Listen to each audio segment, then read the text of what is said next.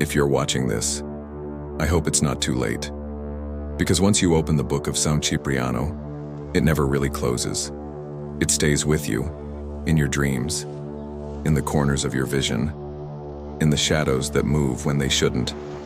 My name is Daniel, and I need to tell you what happened to my brother and me in the summer of 2019, before it's too late, before they come back.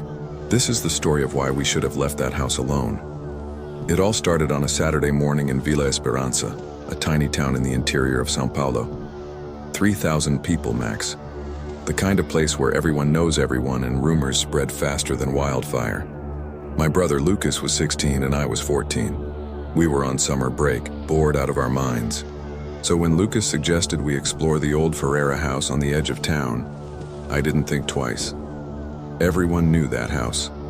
Abandoned for over 30 years, ever since old man Ferreira died under strange circumstances. They said he was a benzador, a folk healer, but that he also practiced darker arts, that he talked to spirits, that he made pacts. But we were stupid kids, and stupid kids don't listen to warnings.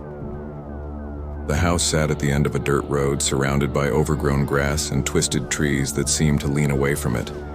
The windows were boarded, the paint had peeled decades ago, and there was a smell of rot mixed with incense. We forced the back door. It gave way easier than it should, like the house wanted us inside. We stepped into the kitchen. Dust hung heavy in the air. Furniture was covered with moldy sheets, and that same sickly sweet smell was stronger now. We searched the first floor, finding nothing. Then Lucas called from upstairs, "Daniel, come up here." I climbed the groaning stairs and found him in what must have been a study.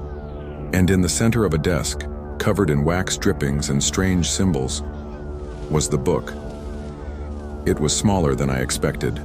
Black leather, almost wet under the dim light.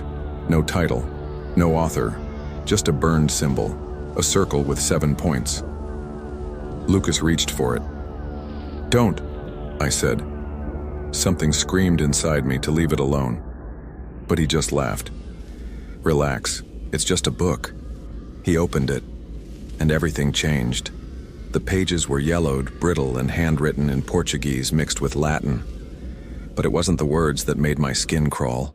It was the drawings, diagrams of human bodies with organs impossibly rearranged, ritual instructions, and illustrations of creatures that were almost human, but not.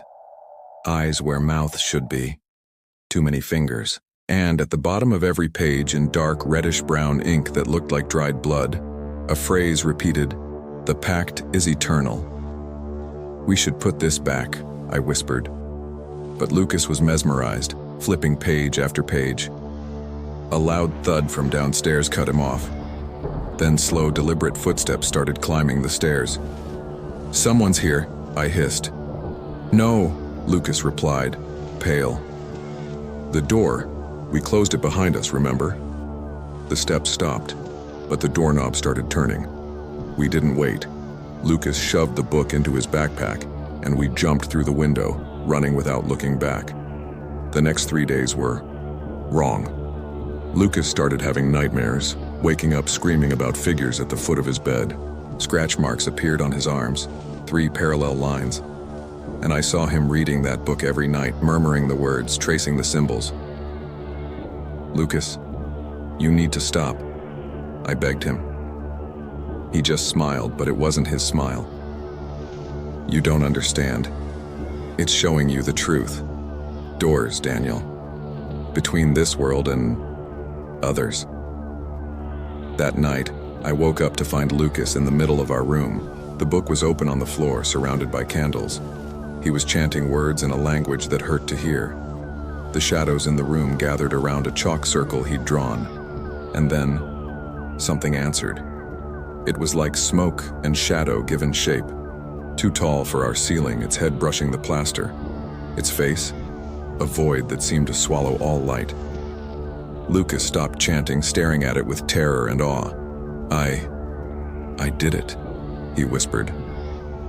A pressure formed in my mind, words I understood but wished I didn't. "You have opened the door. Now you must pay the toll." "What toll?" Lucas's voice cracked. I just wanted to see if it was real. Ignorance is not innocence, the pact is eternal. I grabbed the book and threw it into the candles. The pages ignited instantly in blue flames. The entity screamed, a sound that felt like nails scraping my mind, and then it vanished. Lucas collapsed. The book was gone. Only the chalk circle remained, and burned into the floor were the words, "The pact is eternal." 5 years have passed. We never told anyone. Lucas left town and we rarely speak. But when we do, he always asks, "Do you still see them?" And the truth is, yes. I see figures at the edge of my vision. I hear whispers when I'm alone. Recently, I received a package. No return address. Inside, another black leather book, untitled. The same 7-pointed symbol burned into the cover. I haven't opened it. I won't. But I feel it, calling, whispering my name. And the worst part of me wants to look. So if you ever find a book with no title, bound in black leather, don't open it. Some doors, once opened, can never be closed. Thanks for listening to my story. If you want to hear more true encounters with the unexplained, please hit that subscribe button and turn on notifications. Stay safe out there.